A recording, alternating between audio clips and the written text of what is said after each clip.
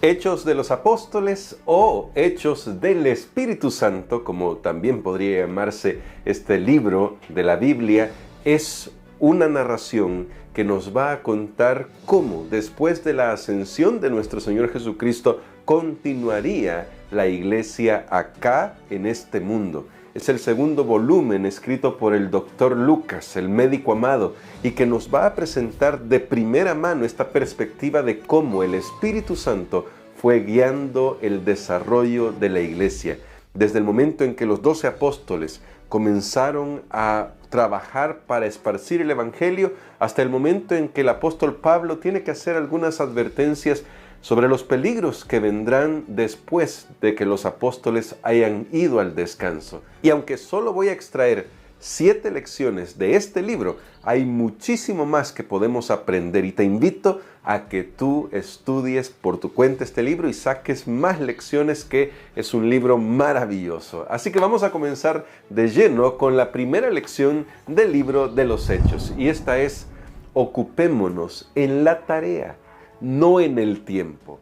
Hechos capítulo 1, versos 6 al 8, nos presenta una escena muy interesante. Jesús ya había resucitado y había estado conversando con los discípulos, dándoles algunas instrucciones, y luego dice la Biblia aquí: entonces los que se habían reunido le preguntaron diciendo: Señor, ¿restaurarás el reino a Israel en este tiempo? Les dijo: no os toca a vosotros saber los tiempos o las ocasiones que el Padre puso en su sola potestad, pero recibiréis poder cuando haya venido sobre vosotros el Espíritu Santo, y me seréis testigos en Jerusalén, en toda Judea, en Samaria y hasta lo último de la tierra. Sé que nuestro corazón humano siempre anhela saber el tiempo, y en especial porque una promesa que quedó grabada en el corazón de los discípulos era que Jesús iba a volver por segunda vez. Es verdad, iba a irse, iba a ascender al cielo nuevamente, pero iba a volver por su pueblo. Y esta promesa seguramente todavía la confundían con el establecimiento nacionalista de Israel como reino. Y por eso hacen esta pregunta que ha mutado a lo largo de los tiempos, pero que ha tenido siempre el mismo sentido. ¿Será que ya se acerca el fin? Y Dios, en su infinita sabiduría, nos dice acá en su palabra que no tenemos por qué estar ocupados en el tiempo, porque el tiempo le pertenece solo a Dios. Él sabe el momento exacto y no tiene por qué contárnoslo a nosotros, ni nos lo va a decir por nuestra propia tendencia en el corazón a que tristemente nosotros dejamos todo para última hora, o nos gana la ansiedad, porque si supiéramos el tiempo de la segunda venida de Jesús, pasarían 2 cosas. Uno, algunos tal vez nos desinflaríamos. ¿Qué tal si Dios nos dice: ¿saben qué? Todavía vamos a esperar 100 años más. En 100 años más, ninguno de los que estamos aquí, ya sea este servidor grabando este vídeo o ustedes viendo este vídeo, vamos a estar. En 100 años más ya no vamos a estar. Tal vez algunos dirían: bueno, entonces ¿para qué me ocupo yo ahora? Y el otro problema que sucedería es que si supiéramos la fecha, dirían algunos: entonces espero hasta el final. Me espero hasta el momento final y entonces ahí arreglo mis cuentas con Dios. Y eso no puede ser la vida del cristiano. Por eso Jesús les dio esta instrucción y les dice: ocúpense en la tarea. Van a recibir el poder del Espíritu Santo, es decir, la tercera persona de la deidad los va a capacitar para que sean testigos. Y mientras ustedes son testigos de mí, yendo a predicar el Evangelio a todas las naciones, ayudando a la gente a reconocer que necesitan de un Salvador, en ese trabajo que estén haciendo, voy a volver. Por eso, nuestro trabajo sigue siendo el mismo que Dios le comisionó a los apóstoles y a los que estaban reunidos cuando el Señor Jesús ascendió al cielo. Es invitar a las personas a conocer a Jesús, porque solo en Jesús hay salvación, solo en Jesús hay seguridad, solo Él puede traer a la vida plena, a nuestra vida personal, la vida plena que desea para nosotros. Por eso es tan importante que nosotros estemos ocupados en la tarea, sirviendo al Señor, ayudando a los necesitados, tratando de mostrarle al mundo lo que Cristo ha hecho en nuestros corazones.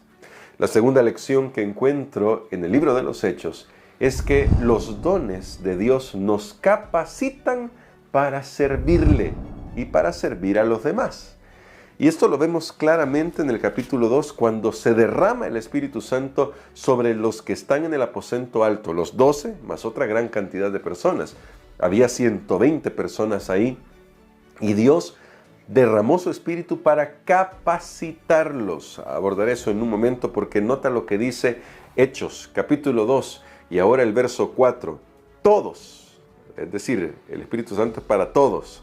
Todos fueron llenos del Espíritu Santo y comenzaron a hablar en otras lenguas según el Espíritu les daba que hablaran. Y luego la narración nos cuenta que ahí había de diferentes nacionalidades, cada uno con su lengua materna, pero todos entendían lo que estaban diciendo los apóstoles. Creo yo, lo habré escuchado por ahí, pero también es mi convicción de que el Espíritu Santo obró en los dos grupos, tanto en los apóstoles que debían hablar en otras lenguas, como en los que estaban escuchando el mensaje, que lograron comprender lo que Dios estaba diciendo a través de los apóstoles. Esto me lleva a pensar justamente que cada don que Dios nos regala, cualquiera que sea este, debe servir para hacer que la obra de Dios avance en este mundo. Y Dios da sus dones conforme a las necesidades que se tienen. Por eso en ese momento dio el don de lenguas, que no es otra cosa que hablar otros idiomas para comunicar el Evangelio. Hasta el día de hoy todavía se ha pervertido esta idea. Muchos piensan que el don de lenguas es hablar jerigonzas, cosas que nadie entiende. Y se agarran de Corintios, aunque no estamos en Corintios ahora, para decir, pero Pablo dijo que algunos hablaban lenguas angélicas y lo que no se entiende en este mundo es como lengua angélica. Pero aunque fuera así, Pablo también dice, como digo, no estamos en Corintios, pero voy a meterlo acá porque es importante para esta lección, Pablo también dice que debe haber interpretación de lenguas, se debe saber lo que se está diciendo. Lo que ahora la gente llama don de lenguas, tristemente no es tal, porque el don de lenguas es la capacitación que Dios da a su pueblo para llevar el Evangelio a otras naciones, a gente que no lo podría entender en nuestro propio idioma. Así que, ¿existe el don de lenguas en la iglesia? Sí. ¿Y cuál es el verdadero don de lenguas? Es la capacidad de llevar las buenas noticias del Evangelio a las personas que no hablan español, no hablan inglés, no hablan alemán, no hablan francés, tal vez hablan algún dialecto, pero por la gracia de Dios hay gente que se ha preparado para poder traducir el Nuevo Testamento, la Biblia, y llevarles a ese dialecto el mensaje de salvación en Cristo Jesús. Eso es un don maravilloso. Ese es el don de lenguas. Pero hablando de todos los dones, cada don debe servir para ayudar a los que están necesitando escuchar de Jesús para que lo conozcan a Él. Debe ser de servicio, debe ayudarnos a conectar con las demás personas para presentarles a Jesús. La lección número 3 de Hechos es que solo podemos dar lo que tenemos. Sí, esto parece tan obvio, pero nota lo que dice Hechos capítulo 3. Aquí se nos cuenta que un día Pedro y Juan iban al templo y ahí había alguien pidiendo limosnas, y luego dice el verso 5 y 6, entonces el que estaba pidiendo las limosnas los miró atento, esperando recibir algo de ellos. Pero Pedro dijo, no tengo plata ni oro, pero lo que tengo te doy. En el nombre de Jesucristo de Nazaret, levántate y anda. Y en el instante este hombre fue sanado de su parálisis. ¿Sabes? Nosotros solo podemos dar lo que tenemos. Y lo que tenían los apóstoles era el poder del Espíritu Santo para ayudar, para servir. Este es otro don, el don de sanidad. ¿Y cómo lo utilizaron los apóstoles? Para servir. Y yo aquí quiero hacer una acotación. Nota que ellos dicen en el nombre del Señor Jesucristo, levántate y anda. Le dan la sanidad. pero en ningún momento le pidieron a él, mira, primero hagamos un examen y ya vamos a ver si te podemos dar la sanidad o no. Ellos sirvieron como Jesús servía, de manera desinteresada. Hay una lección aquí para nosotros cuando servimos. Pero lo importante es destacar que aquello que ellos tenían, la gracia de Jesús rebosando en su corazón, es lo que podían compartir y lo compartieron. Dieron a este pobre hombre que había pasado tanto tiempo viviendo de la caridad una nueva oportunidad. Claro, aquí solo quiero hacer la advertencia. Esto no quiere decir que no demos dinero a aquellos que están en necesidad, porque tal vez eso es lo que tengamos nosotros. Es importante que lo evaluemos de esta manera. Si lo que puedo dar es una moneda para ayudar a aliviar la necesidad de otro, no nos excusemos acá y diciendo, mira, no te puedo dar dinero, pero te voy a dar una bendición del Señor, porque también eso es un extremo equivocado. Tenemos que ayudar con lo que tenemos. Lo que no tenían ellos, es verdad, era dinero, eso era un hecho, pero pudieron ayudar a este hombre con el don de la sanidad. Si lo que nosotros tenemos son recursos, usemos esos recursos para ayudar a los demás, pero que sobre todo sea la respuesta de nuestro corazón porque Cristo habita en nuestra vida. Es decir, de un corazón agradecido que está dispuesto a servir a los demás. La lección número 4 del libro de Hechos es que obedecer a Dios es lo más importante y siempre será lo más importante. Hechos 5:29 es la segunda vez en la que aparece estas palabras de Pedro. Lo dice de otra manera en el capítulo 4, pero nota lo que dice ahora el versículo 29 de Hechos 5. Respondiendo Pedro y los apóstoles dijeron, es necesario obedecer a Dios antes que a los hombres. ¿Cuál era el contexto de esta expresión? El Sanedrín, es decir, aquellos que dirigían la nación de Israel, habían prohibido a los apóstoles hablar en nombre de Jesús. Porque los hechos recientes decían que los líderes judíos habían crucificado a Jesús. Ahora no querían permitir el mensaje de Jesús porque hablaba de un Salvador resucitado que había ascendido al cielo, que había prometido volver por segunda vez para restaurar el reino de Dios, que no el reino de Israel. Y con esta predicación iba menoscabándose la autoridad de los líderes judíos. Así que prohibieron a los discípulos que predicaran en el nombre de Jesús. Y en este contexto ellos dicen, es necesario obedecer a Dios antes que a los hombres. ¿Qué significado tiene esto? No significa, quiero comenzar con el no, que no debemos ser buenos ciudadanos. En la Biblia se nos presenta vez tras vez el llamado a ser buenos ciudadanos. Tenemos que tratar de dar el ejemplo de que mientras vivimos en este mundo y reconocemos que el reino de Dios está por sobre todos, no por eso vamos a simplemente irrespetar las leyes de este mundo. Vamos a ser buenos ciudadanos. Pero cuando estas leyes van en contra de la voluntad de Dios, es necesario obedecer a Dios antes que a los hombres. ¿Notas el principio? Si una ley se impone en contra de lo que Dios manda, entonces nuestro deber es obedecer a Dios antes que cualquier otra cosa. Y esto es lo que aprendieron bien los apóstoles. Incluso Pedro, que algunos años antes, quizás un año antes, había rechazado conocer a Jesús, ahora está diciendo, nunca más voy a negar a mi Salvador, porque es mejor obedecer al Señor y pagar el precio acá, que desobedecerlo y perder la vida. Ahí está la lección para nosotros y es para que lo tengamos muy presente. La quinta lección que encontramos en el libro de los Hechos es que la organización también es importante. Dios no espera que nosotros trabajemos en el desorden, que algunos piensan que el orden es algo contrario a la voluntad de Dios y eso es extraño porque algunos incluso han llegado a pensar la iglesia no debería ser estructurada, no debería haber un orden. Debe haber un orden, pero claro está que ese orden debe ser dirigido por Dios, debe ser dirigido debe ser estructurado ese orden para que las personas se conecten más con Dios y para hacer avanzar la obra de Dios. Mira cómo lo dice Hechos 6.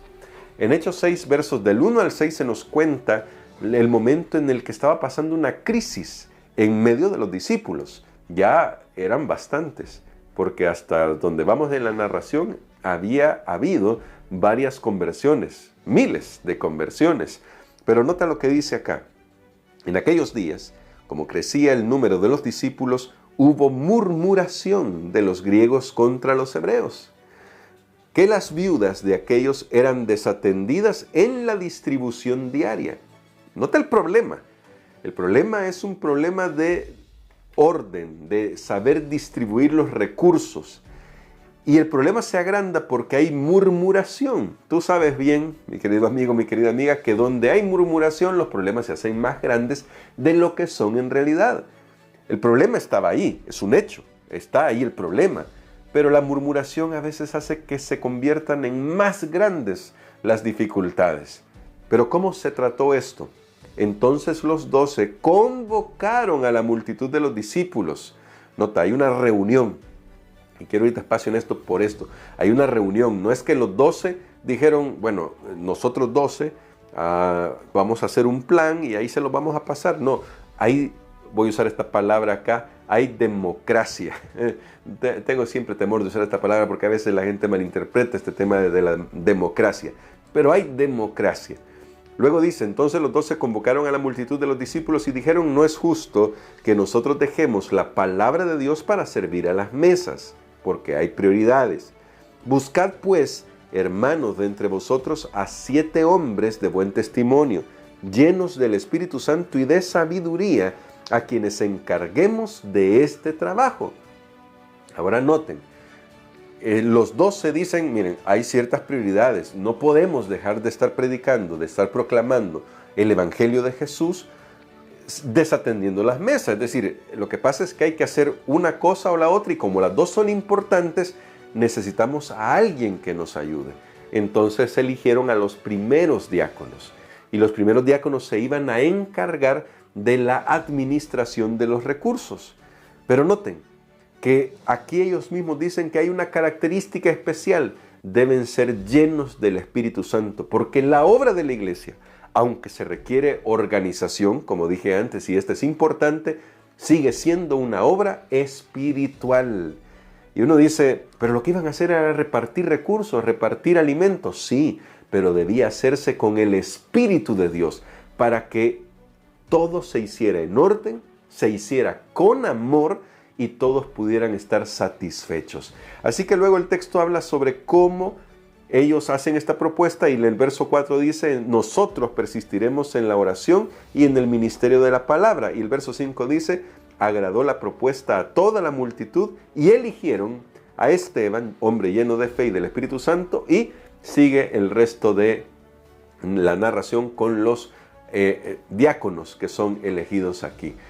Notan la importancia de la organización, pero dirigida por Dios y que esté en consenso con todos. No era nada fácil, pero por eso es que se requiere el Espíritu Santo, porque fue el Espíritu Santo el que permitió que este orden pudiera dar un buen resultado. Y hasta el día de hoy, en nuestras iglesias todavía existe la figura del diácono, porque el diácono es tan vital en la iglesia, pero debe ser una persona espiritual. Diáconos y diaconisas, hombres y mujeres, que sirven al Señor porque le aman y saben que su deber es tratar de administrar bien los recursos de Dios. La sexta lección del libro de los Hechos es que la forma en que enfrentamos las pruebas puede llevar a otros a Cristo. Mencionamos entre los diáconos a Esteban. De hecho, fue el único que mencioné de la lista que aparece acá, pero por una razón. Esteban, que era hombre lleno del Espíritu Santo, fue llevado a juicio ante el Sanedrín por predicar el Evangelio. Y eso fue un asunto triste, porque Esteban trató de ayudar al pueblo, a los líderes en primer lugar, pero también al pueblo, a reconocer que Dios había estado en medio de ellos y no lo habían reconocido, pero que todavía podían volverse a Él. Esto fue una obra tremenda. De hecho, los estudiosos dicen que el discurso de Esteban frente al Sanedrín recuerda al discurso de los profetas al pueblo de Israel en la antigüedad. Era una arenga contra los líderes, pero recuerden, cuando digo contra los líderes no significa para condenarlos, sino para llamarlos a que se convirtieran. Llega un momento en el que el discurso ya no está gustando para nada, seguramente hay murmuración, hay revuelo y casi abruptamente, sabiendo Esteban que está a punto de dar la vida por la causa de Cristo, tiene que hacer el último llamado. Y ese último llamado es que ellos necesitan realmente reconocer quién es Jesús, quién es Jesús. Y ahora, miren que esto es interesante. Cuando Esteban está a punto de ser apedreado, y voy a ir a estos versículos finales, verso 54, dice de la siguiente manera: oyendo estas cosas, el discurso de Esteban, se enfurecían en sus corazones y crujían los dientes contra él. Pero Esteban, lleno del Espíritu Santo, puestos los ojos en el cielo, vio la gloria de Dios y a Jesús que estaba a la diestra de Dios. Y dijo: veo los cielos abiertos y al Hijo del Hombre que está a la diestra de Dios. Entonces ellos, gritando, se taparon los oídos y arremetieron a una contra él. Lo echaron fuera de la ciudad y lo apedrearon. Los testigos pusieron sus ropas a los pies de un joven que se llamaba Saulo. Mientras lo apedreaban, Esteban oraba y decía: Señor Jesús, recibe mi espíritu. Y puesto de rodillas, clamó a gran voz, diciendo: Señor, no les tomes en cuenta este pecado. Habiendo dicho esto, durmió, y Saulo consentía en su muerte. ¿Notas el espíritu con que Esteban entregó su vida por la causa de Dios? Pero eso que hizo Esteban causó una impresión en el joven Saulo que le permitió al Espíritu Santo tocar su vida y llevarlo a conocer a Jesús. Sí, la forma en que enfrentamos las pruebas puede marcar la diferencia en la vida de otras personas. Recuérdalo y piénsalo bien. Cuando un cristiano todo lo que hace es quejarse y decir que todo está mal y decir que parece que la vida ya no le va a ir bien y se olvida del poder de Dios, entonces está dando un mal testimonio. No estoy diciendo que quejarse en sí mismo sea malo. Todos pasamos por momentos difíciles y todos tenemos momentos bajos en la vida. Espiritualmente muchas veces estamos en situaciones que nos sobrepasan. Pero en medio de eso podemos tomar la actitud de Esteban, porque quién sabe si alguien a nuestro alrededor puede ver nuestro testimonio y como Saulo llegar a los pies de Jesús. Esteban durmió sin saber lo que iba a suceder con el apóstol Pablo, con el que sería el apóstol Pablo. Pero un día, cuando se encuentren, Pablo va a poder decirle a Esteban: ¿sabes qué? Dios oyó tu oración cuando pediste perdón por nosotros y aquí estoy como testimonio de esa oración. Enfrenta las pruebas tomado de la mano de Jesús, porque alguien puede llegar a los pies de Jesús por esa razón. Y la última lección que quiero destacar de este libro, que no es la última del libro porque estoy apenas en el capítulo 8 para esta lección, es que el Evangelio no es un negocio. Yo sé que hasta el día de hoy, tristemente, hay personas que han convertido el Evangelio en un negocio, pero esto no es nuevo. Mira lo que dice Hechos capítulo 8, verso 18 en adelante. Cuando vio Simón, estoy hablando de Simón el mago, para dar el contexto del pasaje. Cuando vio Simón el mago, diré acá, que por la imposición de las manos de los apóstoles se daba el Espíritu Santo, les ofreció dinero diciendo: dadme también a mí este poder, para que cualquiera a quien yo imponga las manos reciba el Espíritu Santo.